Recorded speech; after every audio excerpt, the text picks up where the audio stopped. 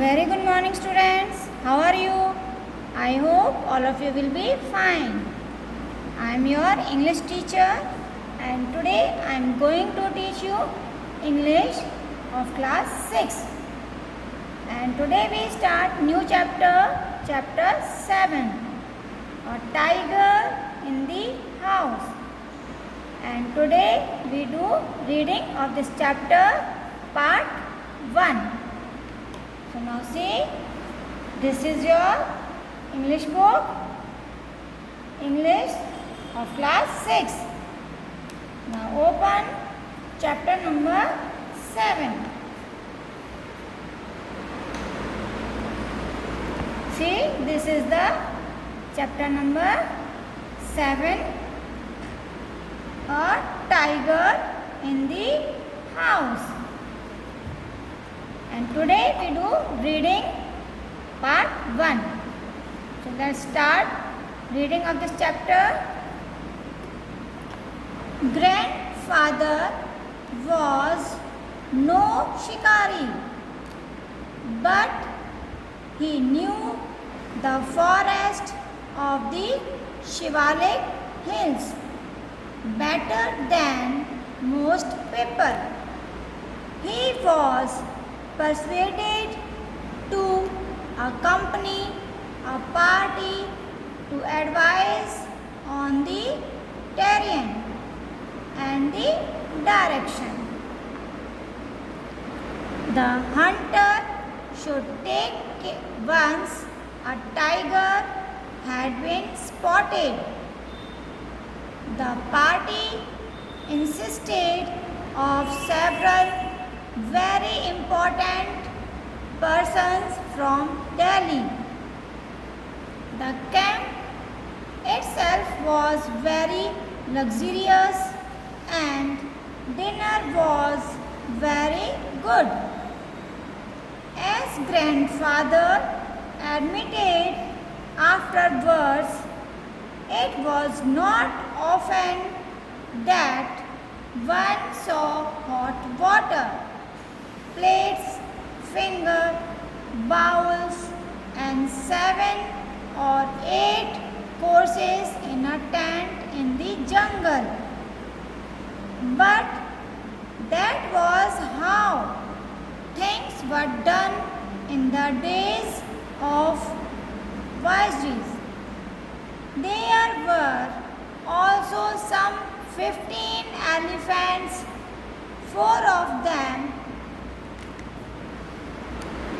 with hooded for the shikaris and others specially trained for taking part in the beat. The sportsmen never saw a tiger, nor did they shoot anything else, though they saw a number of deer, peacock and wild boar. They were giving up all hope of finding a tiger and were beginning to shoot at jackals.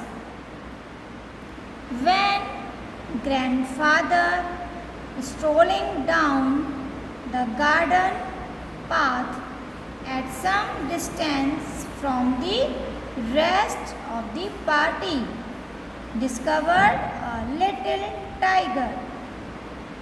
Now turn the page.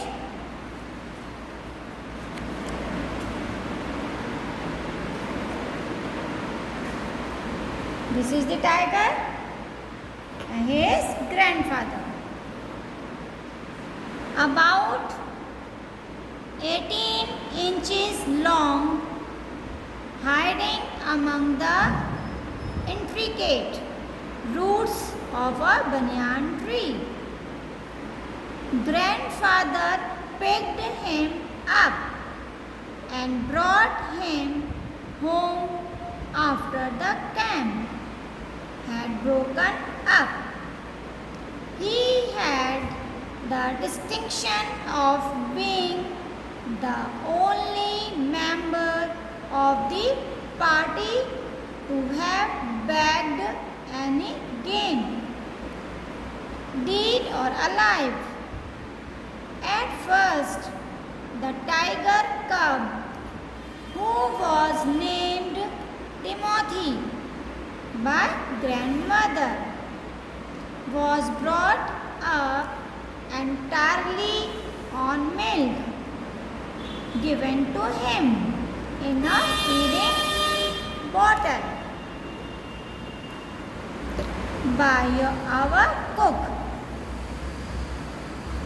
Mahmoud, but the milk proved too rich for him, and he was put on a diet of raw mutton and cold liver oil, to be followed later by a more tempting diet of pigeons and rabbits. Timothy was provided with two companions, Toto the monkey, who was bold enough to pull the young tiger by the tail and then climb up the curtains if Timothy lost his temper, and a small mongrel puppy found on the road by grandfather. At first, Timothy appeared to be quite afraid of the puppy and darted back with a spring if it came too near.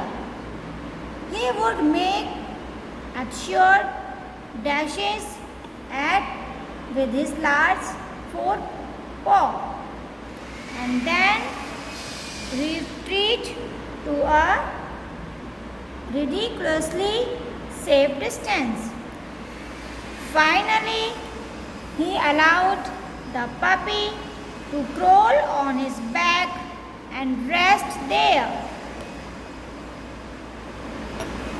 One of Timothy's favorite amusements was to stalk anyone who would play with him, and so when I came to live with